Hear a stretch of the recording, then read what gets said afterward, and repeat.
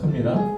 우리 시간 사도신경으로 신앙 고백하시면서 예배 시작하도록 하겠습니다. 사도신경 하시겠습니다. 시작. 나는 전능하신 아버지 하나님 천지의 창조주를 믿습니다. 나는 그의 일하신 아들 우리 주 예수 그리스도를 믿습니다. 그는 성령으로 잉태되어 동정녀 마리아에게서 나시고 본디오 빌라도에게 고난을 받아 십자가에 못 박혀 죽으시고 장사된 지 사흘 만에 죽은 자 가운데서 다시 살아나셨으며 하늘에 오르시어 전능하신 아버지 하나님 우편에 앉아 계시다가 거기로부터 살아있는 자와 죽은 자를 심판하러 오십니다.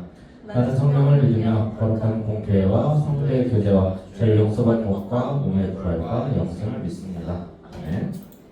우리 시간 찬양했습니다.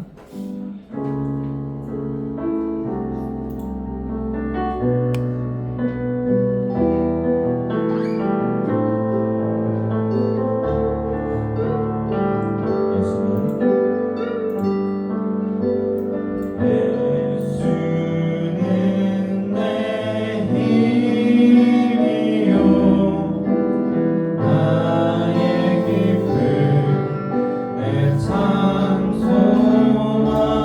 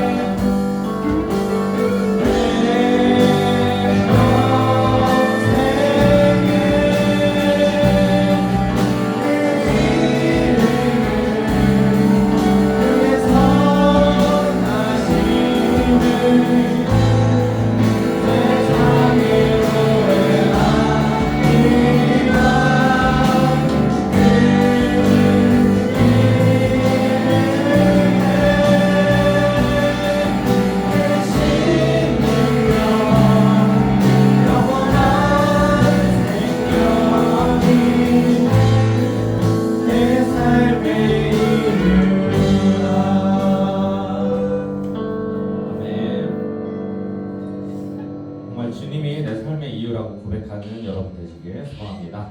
우리 이 시간 정말 주님과 함께하는 마음으로 이제 기쁘게 찬양하겠습니다.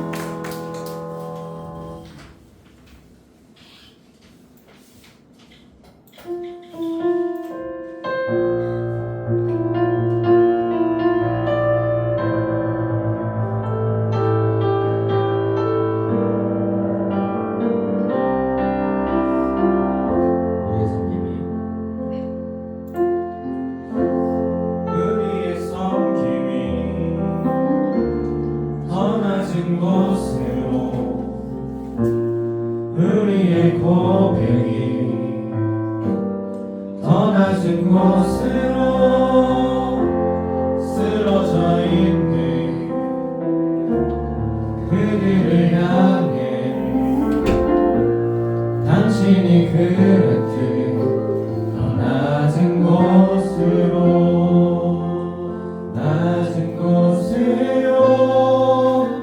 우릴 초대하네. 함께 하자고 말씀하시네. 우리도 예수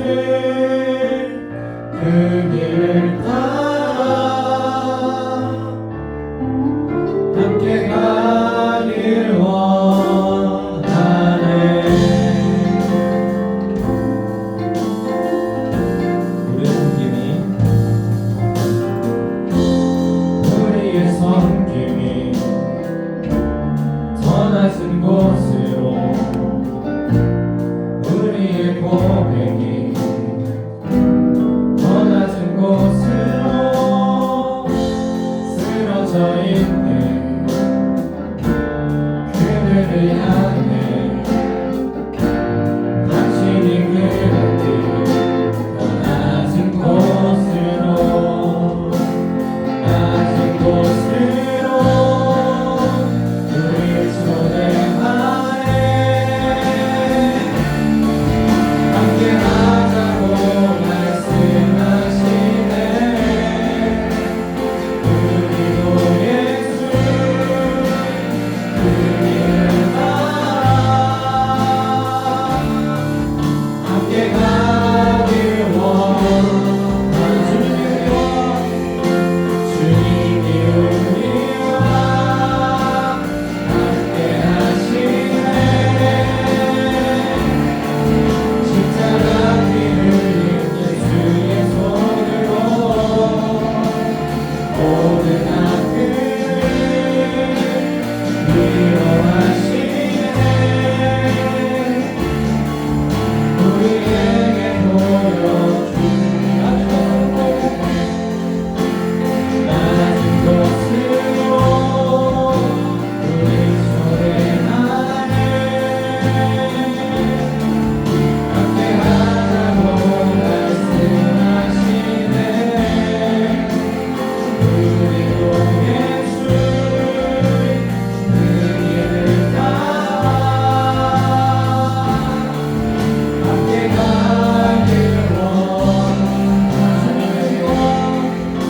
주님이 우리와 함께 하시네 십자가 피 흘린 예수의 손으로 모든 아픔을 위로하시네 우리에게 보여주셨네 우리 지금 기도를 했습니다. 우리 지금 기도를 나갈 때 주님과 함께하는 삶이 무엇인지 시간 선수로 나오기 바랍니다. 정말 나의 삶의 이유가 무엇인지 정말 주님과 함께하는 것이 무엇인지 무엇이 주님께서 원하는 것이 어떤 것인지 우리가 생각하는 시간 나오기 바랍니다. 예수님께서는 우리를 위해서 정말 낮은 곳으로 오셨습니다. 우리도 정말 예수님이 낮은 곳 길처럼 우리가 정말 주님 안에서 그 뜻대로 우리가 나갈 수 있게 해달라고 그 세상에 우리가 온전히 주님과 함께하면서 기쁨을 누리고 노래 누리면서 그 온전하고 담대하게 나갈 수 있게 해달라고 이 시간 기도하겠습니다. 기도하겠습니다. 다시 하나님 아버지 우리 시간에 좀 기도를 나갑니다. 우리가 하나님 아버지 시간 기도를 나갈 때 우리의 삶의 이유가 무엇인지 우리가 하나님 아버지 어떤 곳으로 나아가고 하나님 시간 기도를 원합니다. 주님께서 하나님 아버지 우리에게 알려주십니다. 예수님이 그 우리를 함께하라고 말씀하셨습니다. 하나님 우리가 정말 낮은 곳이고 하나님 험한 곳이고 어려운 곳입니다. 하나님 우리가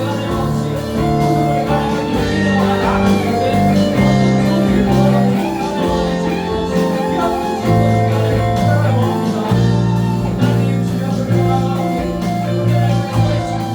나아갈 때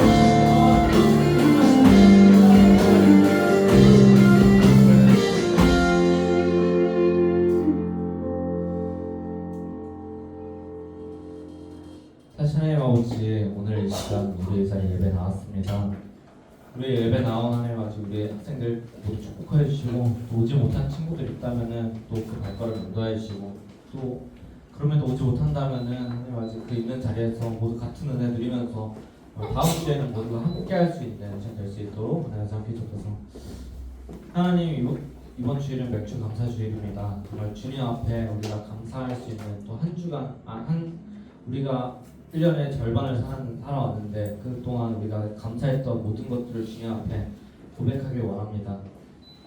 그렇게 하나님 아버지 우리의 삶이 어떤 방향으로 나아가는지 다시 한번 돌아보길 원합니다.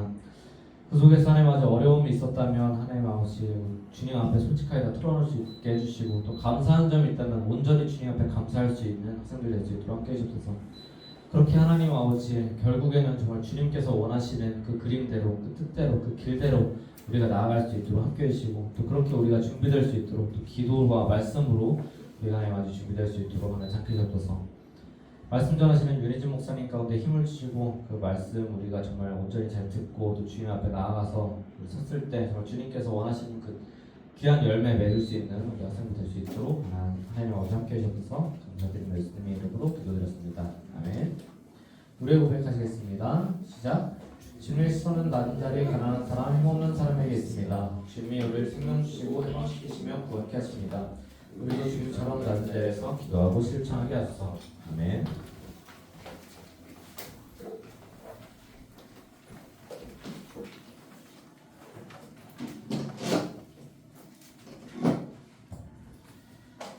오늘 우리 주신 하나님 말씀은 디모데후서 3장 15절에서 17절입니다.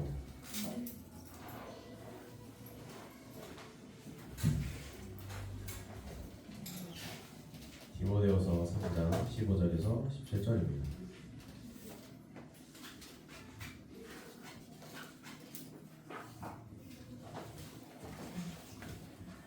왠지 익숙하죠? 맞습니다. 저번 주 부모님과 같아요.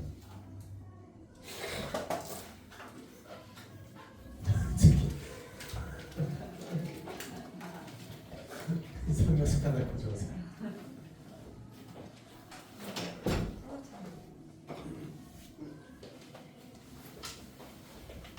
디모데후서 3장 15절에서 17절.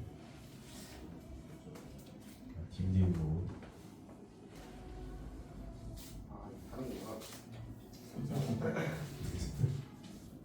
디모데후서 3장 15절에서 17절 말씀. 못 찾으신 분? 지금 못 찾았어요? 예. 오케이. 자, 15절에서 17절 저와 여러분이 한 목소리로 함께 읽겠습니다. 시작. 또 어려서부터 성경을 알았나니 성경은 능히 너로 하여금 그리스도 예수 안에 있는 믿음으로 말미암아 구원에 이르는 지혜가 있게 하느니라. 모든 성경은 하나님의 감동으로 된 것으로 교훈과 책망과 바르게 함과 의로 교육하기 유익하니 이는 하나님의 사람으로 온전하게 하며 모든 선한 일을 행할 능력을 갖추게 하려 함이라. 아멘. 자, 오늘은 성경을 알아라 두 번째 시간이고요. 성경이란 무엇이냐에 대해서 한번 좀 얘기를 나눠보고자 합니다. 넘겨주세요. 자, 성경. 여러분들 성경이 뭐라고 생각하십니까?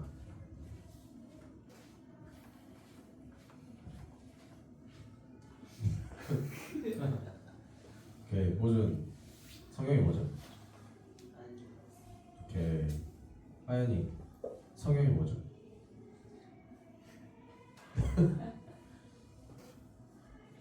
성경이 뭐예요? 말씀 아니에요. 오케이. 지명이 성경이 뭡니까? 오케이, 하나님 말씀. 그렇죠, 하나님 말씀입니다. 자, 그러면 간단하게 문제를 하나 내볼게요. 전 세계에서 2억 부 이상 팔린 세계적인 책이 하나 있습니다. 뭘까요? 성경이에요. 틀렸습니다. 어린 왕자입니다. 자, 그러면 70억 부 이상 팔리는 책이 있습니다. 뭘까요? 성경입니다. 성경이 70억 부 이상 팔렸다 그래요. 그리고 그 성경 그 경전들 제외하고 많이 팔린 책이 5억 부부터 시작을 하더라고요. 그 랭킹이 1위부터. 그러니까 차이가 어마어마하죠. 자, 이렇게 많이 팔리고 사람들한테 무료로도 나눠지고 이렇게 배포가 많이 된 이 성경. 이 성경이 과연 어떻게 해서 지금 우리 손에 있게 된 것이냐? 어떤 과정을 거쳐서 지금 우리 손에 있게 된 것이냐? 성경 안에 내용을 보면은 굉장히 옛날 일이라는 거를 알 수 있지 않습니까? 뭐 옛날 이스라엘의 역사부터 시작해서 예수님부터 시작하더라도 이미 2000년 전이잖아요. 그 2000년 몇천 년 전에 그 이 내용들이 어떻게 해서 오늘날 우리 한글로 읽을 수 있는 여기까지 이르게 됐냐? 그것을 좀 한번 같이 좀 살펴보고 싶습니다. 자, 먼저 성경을 성서라고도 부르죠. 성경이라고 하면 기독교의 경전, 할 수 있습니다. 뭐 여러 가지 종교들은 각자 종교만의 그런 종교의 가르침이나 중요한 내용이나 교리 같은 거를 적어놓은 경전을 다 갖고 있죠. 그래서 이 기독교의 경전을 성경, 성서라고 할 수 있습니다. 이 성경은 어떻게 구성이 되어 있냐면 구약이 39권, 신약이 27권 있습니다. 그래서 합하면 총 66권으로 되어 있어요. 구약은 무슨 말이냐면 메시아를, 그러니까 구원자를 보내주겠다라는 옛날 약속, 그래서 구약이고, 신약은 메시아가 다시 오겠다라고 하는 새 약속, 그래서 신약입니다. 그래서 얘들이 어떻게 생겼냐라는 걸 알아보면 넘겨주세요. 자, 뭐 옛날에 뭐 저렇게 생겼었겠죠. 성경이 처음부터 이런 우리의 책 같은 형태가 아니었을 거 아닙니까? 옛날엔 책이 없었을 테니까. 옛날에는 뭐 진흙판에다가 이제 갈대로 이렇게 글씨를 새겨서 넣는 그런 기록 방법도 존재했고, 저런 종이 같은 기술이 발달할 때부터는 이제 뭐 갈대 뭐 식물 줄기 같은 거를 막 이렇게 해가지고 넓게 한 다음에 거기다가 이제 조금씩 기록을 하는 그런 형태로, 그래서 이제 두루마리 형태로 기록을 하는 그런 게 있었겠죠. 그리고 또 시간이 지나서는 이제 양 가죽 같은 곳에다가 기록을 하는 것도 있었고. 자, 어쨌든 이 구약 성경이 옛날에는 뭐 여러 가지 형태로 있었을 거 아닙니까? 어떻게든 완전히 옛날에는 이제 책이 없었을, 그러니까 기록물 자체가 없었을 시절에는 자, 이런 일이 있었대, 뭐 이래 했대, 하나님이 뭐 이렇게 했대, 그 구전으로 말로써 이렇게 전달이 되면서 그것들이 전해져 오다가 이스라엘이 나라가 되고 뭔가 국가로서 뭔가 기틀을 갖추고 이제 그러다 보니까 궁궐 안에 뭔가를 기록하는 사람들이 생길 거 아니에요? 서기관이라고 하는 그 서기관들이 생겨나면서 아, 왕의 역사, 우리 이스라엘의 역사를 기록을 해야겠다는 생각들이 생겨나면서 차츰차츰 기록을 하게 됩니다. 우리나라도 마찬가지고 다른 여러 나라도 마찬가지입니다. 뭔가 이제 좀 국가의 기틀이 갖춰지고 뭐 이렇게 학문이 발전하고 이럴수록 이제 뭔가를 기록해야겠다는 그게 생기죠. 그래서 이제 북이스라엘의 시대부터 뭔가 이제 기록을 하기, 솔로몬 시대부터 뭔가 기록을 하기 시작했다라는 내용이 조금 이렇게 추측을 할 수가 있어요. 그래서 이제 이스라엘 사람들이 뭔가 이렇게 막 기록을 하면서 하다가 어떻게 되냐면은 이스라엘이 멸망을 합니다. 이스라엘이 멸망하고 왜 웃어요? 멸망 좋아요? 이스라엘 멸망하고 나서 포로로 끌려가죠. 바벨론의 포로로 끌려갑니다. 이제 거기서 바벨론이 멸망하고 페르시아 시대가 돼요. 이제 이 시대쯤 되니까 아, 우리가 왜 이렇게 멸망했지? 우리 왜 이렇게 살고 있지? 한 생각을 해보니까 아, 우리가 그때 하나님의 말씀을 제대로 안 지켰다. 하나님의 말씀을 제대로 안 읽었다. 하나님께서 이렇게 말씀 지키라고 했는데 그걸 안 했다. 이 반성에서부터 시작해서 하나님의 말씀을 다시 한번 우리가 잘 엮어서 기록을 정확하게 남겨서 이것을 제대로 지키자 해서 그 포로 시대 때부터 그 전에 있었던 수많은 기록을 찾고 구전을 찾고 전승을 찾고 찾아서 하나로 딱 엮습니다. 뭐 시간이 꽤 걸렸겠죠? 이제 그러면서 오늘날의 구약과 형태가 좀 비슷한 그런 성경이 조금씩 만들어지기 시작합니다. 이제 당시에는 유대교라고 할 수 있었겠죠? 이 유대교에서 이 경전이 만들어지기 시작했는데 그 이름이 뭐냐? 뭘 것 같아요? 유대교 경전의 이름이 뭘까요? 네? 바이블. 유대인들은 영어를 쓰지 않았습니다. 유대교의 경전은 타나크라고 부릅니다. 토라, 느비임, 케투빔 이 세 개의 앞글자만을 따서 TNK, 그러니까 영어로 치면 TNK죠. 그래서 타나크라고 부르는데 토라는 율법서라고 하고 느비임은 예언서라고 하고 케투빔은 성문서라고 합니다. 이 율법서는 뭐냐? 이스라엘의 뭐 민족이나 종교나 문화적인 우리가 어떻게 생겨나는가 이런 기원을 말해주는 책. 그래서 모세 오경이 여기 율법서에 들어갑니다. 창출래, 민수기, 신명기, 레위기, 출애굽기까지. 그리고 이제 예언서 여기 안에는 뭐 우리가 한참 살펴봤던 뭐 열왕기서, 그다음에 뭐 여호수아서, 사사기서 뭐 이런 역사를 기록해 놓은 것들부터 시작해서 그다음에 이제 선지자들이 무슨 얘기한 거 그런 것들을 다 이 예언서에다 넣습니다. 그리고 이제 나서 성문서에는 뭐 시편, 잠언, 뭐 이런 문학 작품들 그런 거를 이제 성문서에다 넣어요. 이 구성이 오늘날에 우리가 읽고 있는 기독교의 성경과 비슷합니다. 왜냐하면 거기서부터 우리가 시작을 했기 때문에 비슷하겠죠. 다른 점이 있다면 이제 역사서들을 좀 예언서 밖으로 빼내고 이제 예언서 중에서도 큰 놈, 작은 놈을 분류했다 정도 그런 것들이 좀 차이가 있습니다. 자, 그러고 나서 어쨌든 아까 포로 시대 때 이런 것들 막 이제 집대성을 한다 얘기를 했었죠. 이제 페르시아도 이제 멸망을 하고 알렉산드로 제왕이 이제 그리스에서 이제 이 주변을 다 장악을 하면서 헬라 제국, 헬레니즘 시대가 옵니다. 그래서 기원전 300년쯤에 여기 왼쪽 아래에 있는 지도에 보시면 이집트에 알렉산드리아라는 도시가 있어요.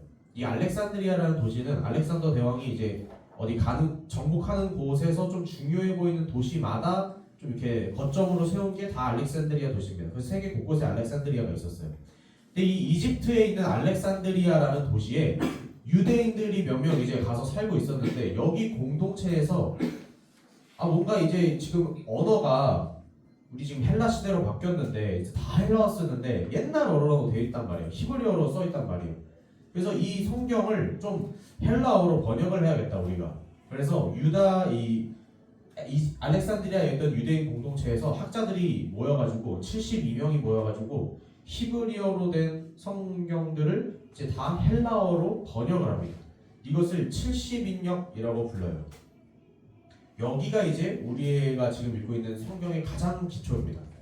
이 70인역으로 번역을 해서 이제 널리 퍼뜨리면서 이제 사람들이 이제 그거를 읽게 돼요. 유대교에서.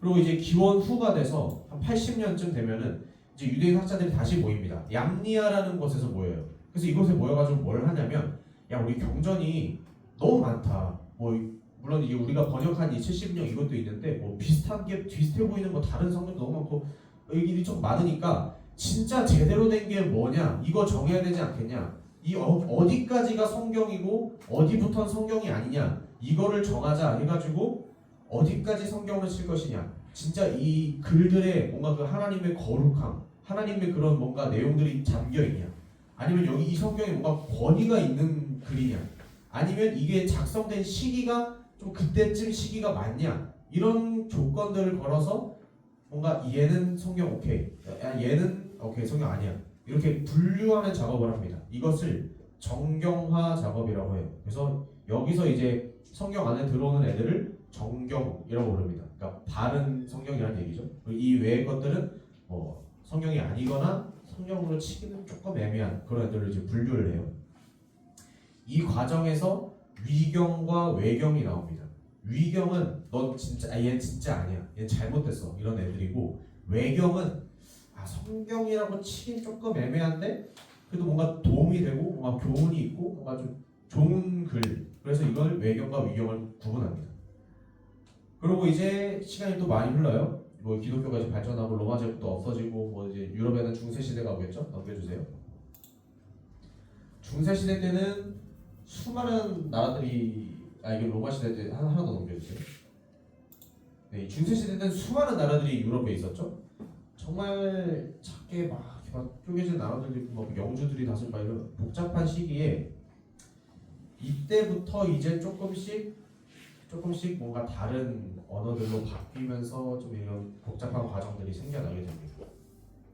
자, 이게 좀 구약은 어쨌든 이런 과정을 거쳐서 좀 이렇게 형성이 됐다라는 것이고, 이제 신약 시대로 가면요, 신약 성경은 어떻게 됐냐? 신약 성경의 주 무대는 이제 로마 제국이죠. 이거 바로 전에 있었던 로마 제국인데, 이 로마 제국에서 당시에 예수님이 이제 태어나서 무슨 일을 하시고 이제 승천하시고 이제 사도들이 무슨 일을 하고 이런 내용이 주 내용입니다.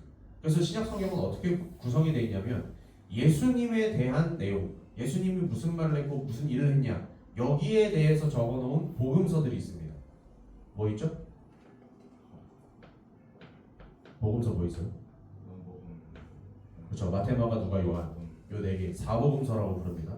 여기는 이제 예수님이 뭘 했냐 적혀 있는 거고, 신약 성경에도 역사서가 하나 있는데요. 이거는 사도행전입니다. 사도행전에는 예수님이 이제 올라가시고 사도들이 이제 그 다음에 무슨 일을 했냐 이거를 적어놓은 거고, 그 다음에 신약 성경이 가장 많은 부분을 차지하고 있는 무슨 고린도전서, 베드로전서, 무슨 서 이거는 다 서신서라고 부릅니다. 뭐 바울이나 베드로나 뭐 이런 사도들 아니면 뭐 좀 거기 있던 사람들이 각 지역의 뭐 교회나 성도들이나 어떤 사람한테 보낸 편지들, 이 편지들을 모아서 서신서라고 그래요.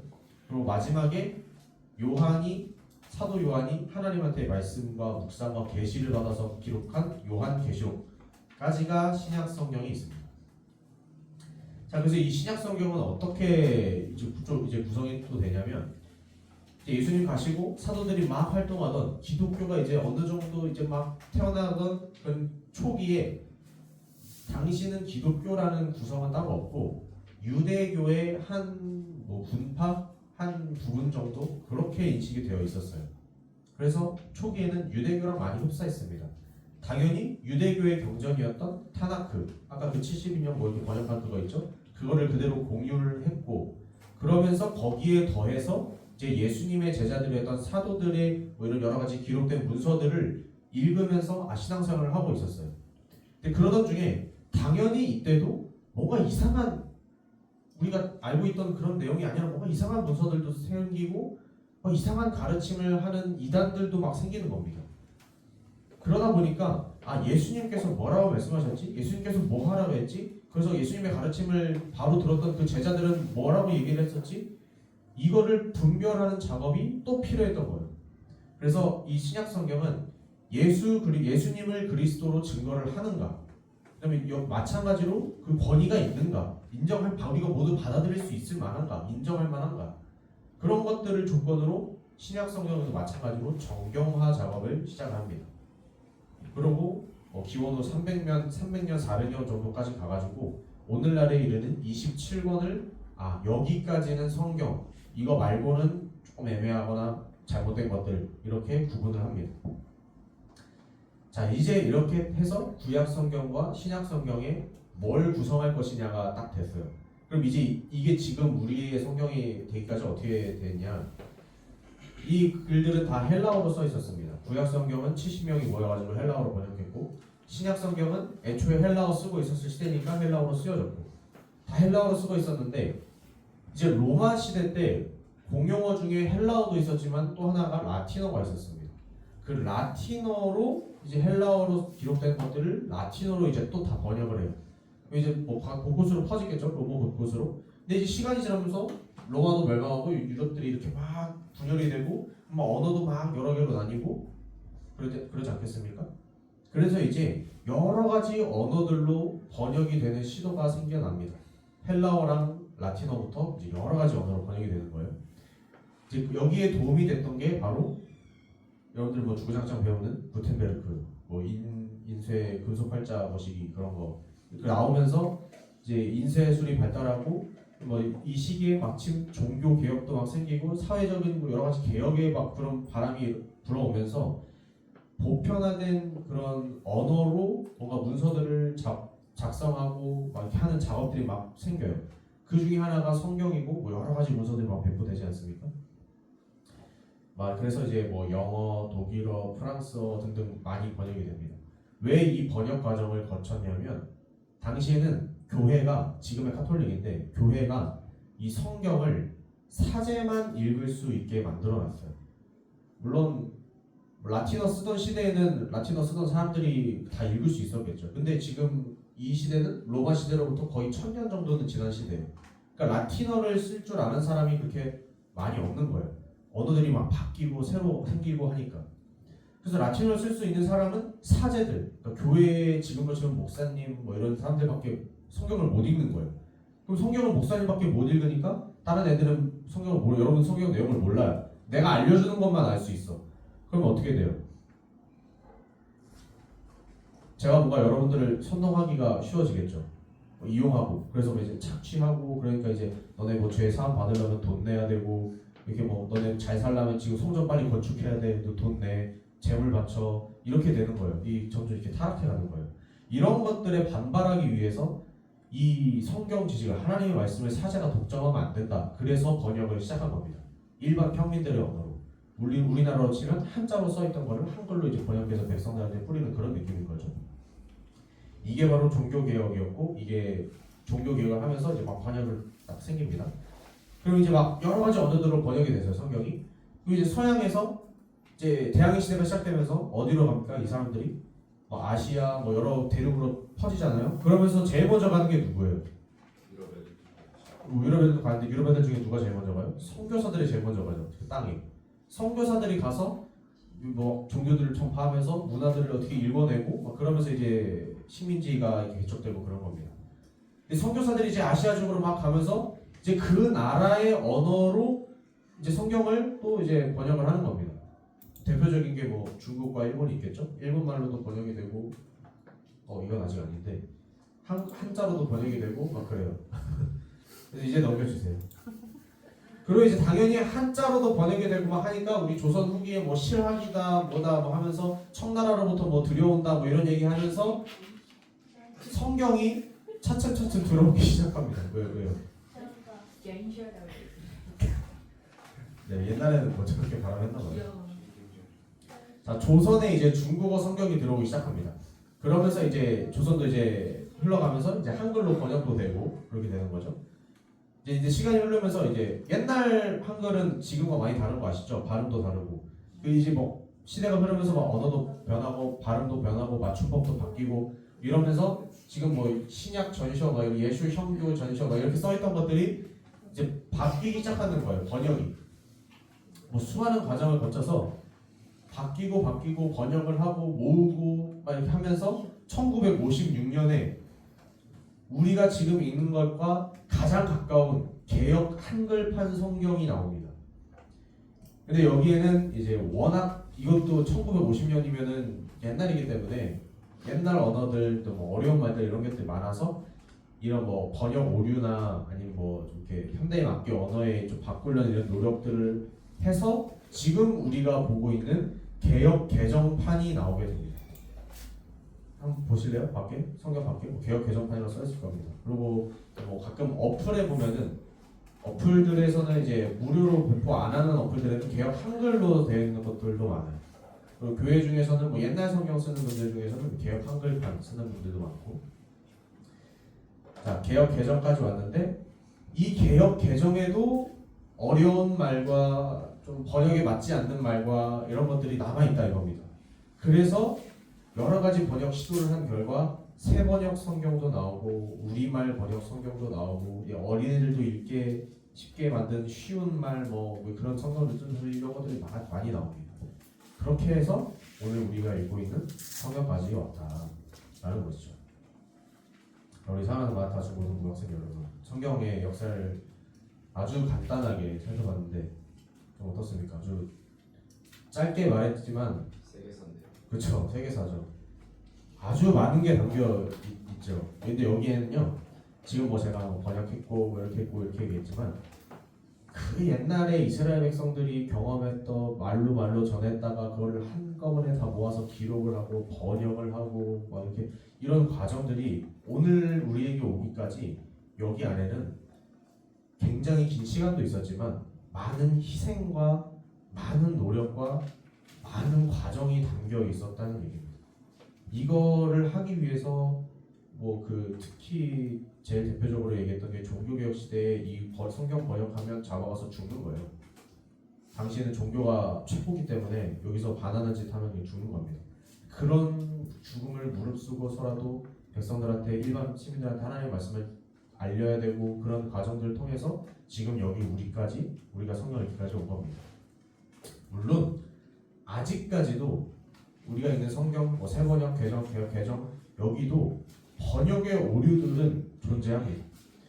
뭐 근데 있을 수밖에 없어요. 왜냐하면 유대인들 그 근동 지역에서 쓰던 말과 분위기나 그런 언어들이 우리나라 말에 완전히 대칭이 되는 말이 없을 수도 있잖아요. 마찬가지로 우리나라 말도 우리가 쓰는 말도 영어에서는 완전히 100% 일치하는 단어가 없을 수도 있는 것처럼 가장 대표적인 게 야곱이 끓여주는 팥죽이죠. 팥죽은 사실 우리가 생각하는 그 동지 팥죽 뭐 그런 게 아니고 렌틸콩을 끓인 죽입니다. 렌틸콩이 뭔지 알아요? 네, 동그랗게 생긴 콩인데 약간 주황색 정도 생겼거든요. 그래서 그걸 끓이면 약간 불그스름해져요. 그래서 그거를 영어로는 뭐 레드, 뭐 시기, 빈, 뭐 이런 식으로 번역을 했겠죠. 근데 그걸 이제 우리나라로 오면 그럼 팥죽, 팥이야 이렇게 돼서 이 번역이 이상해지는 겁니다. 그리고 삭기어가 올라간 뽕나무, 뽕나무는 우리나라에 있거든요. 근데 걔는 이스라엘에 없어요. 그 사실 뭐 원래는 찾아보면 돌무화과 나무예요.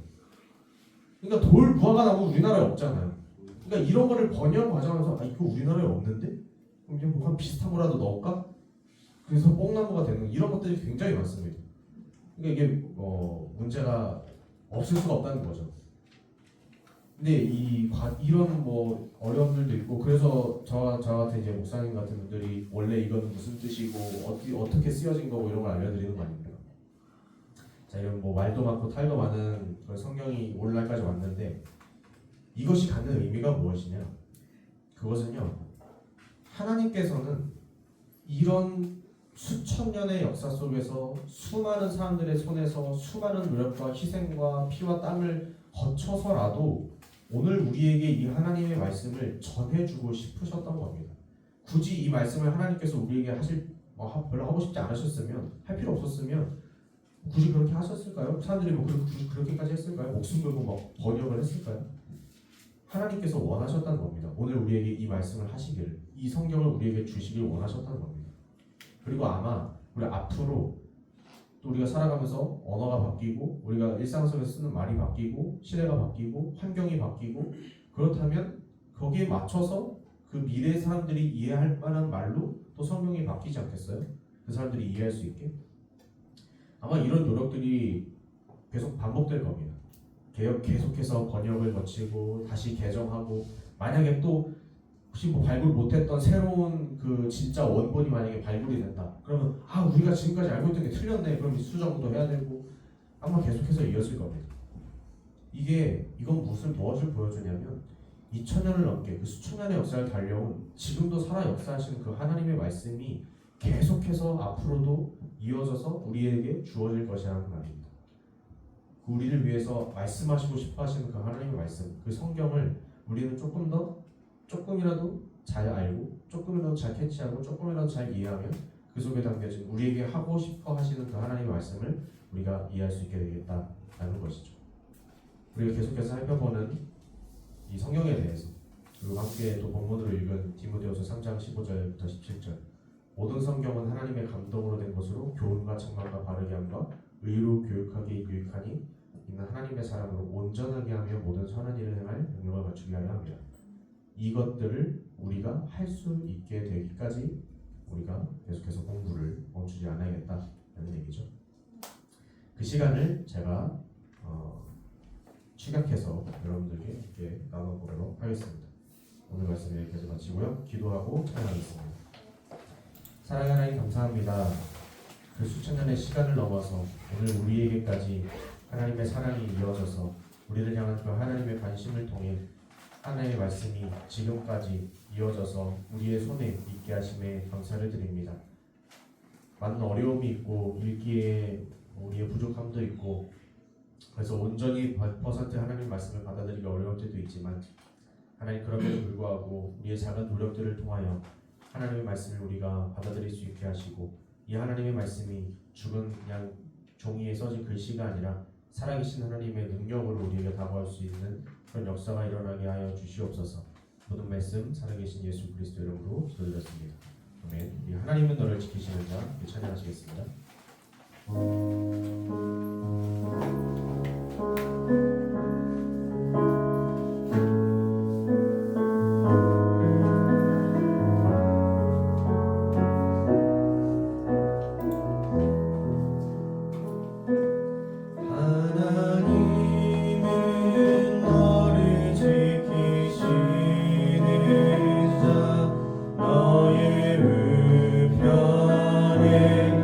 그를 대신이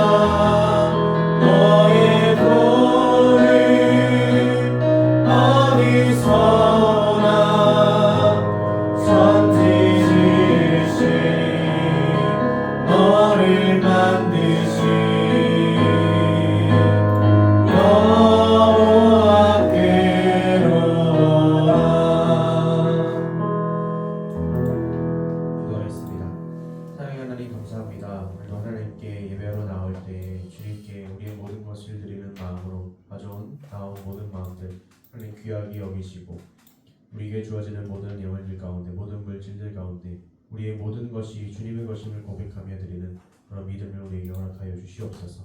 우리에게 수많은 은혜와 수많은 사랑으로 충만하게 채워 주시옵소서. 이제는 우리 구주 예수 그리스도의 은혜와 하나님 아버지의 사랑하심과 성령 하나님의 감화감동 교통하심의 역사가 하나님의 말씀을 더욱더 바로 알고 여기까지 이어져 온 하나님의 사랑을 우리를 향한 그 하나님의 관심을 깨달으며 하나님의 뜻대로 살아가기를 원하는 여기 모여 함께 예배한 우리 모두 위에 지금부터 영원히 함께 하시기를 간절히 축원하옵나이다. 아멘.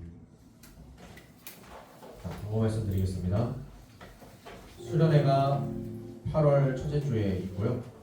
오늘 포스터 보셨죠? 네. 못 본 사람? 수련회 포스터 못 봤어요? 자, 카톡방에 있으니까 한번 보시고요. 우리 정보 있으니까 하나씩 잘 보시고 2, 3일날 여러분들 뭐잘 시간 조절하셔서 뭐 올 수 있는 분들 학교 와서 함께 하시면 좋겠습니다. 그리고 혹시 여러분들 중에 논술 준비하는 사람 있어요? 네. 그 도현욱 장로님께서 이렇게 논술 관련된 책을 좀 이렇게 주셨는데 혹시 나는 뭐 앞으로 뭐 논술을 준비해서 뭐 대학에 갈 생각이 있다라는 뭐 관심 있으신 분들은 저한테 오셔서 책 받아가시면 될 것 같습니다.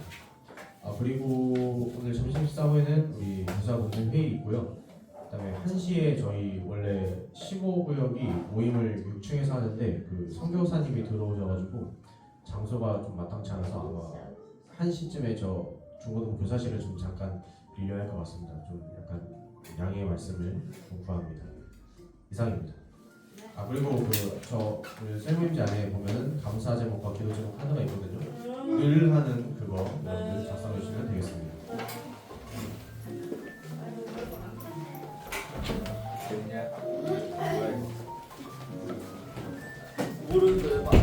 그리고 지난주에 달팽이 시계 못 가져간 사람 못 가져간 사람은 그 저한테 와가지고 받아가세요. 달팽이 달팽이 이해했어. 화장실 갔다 올게.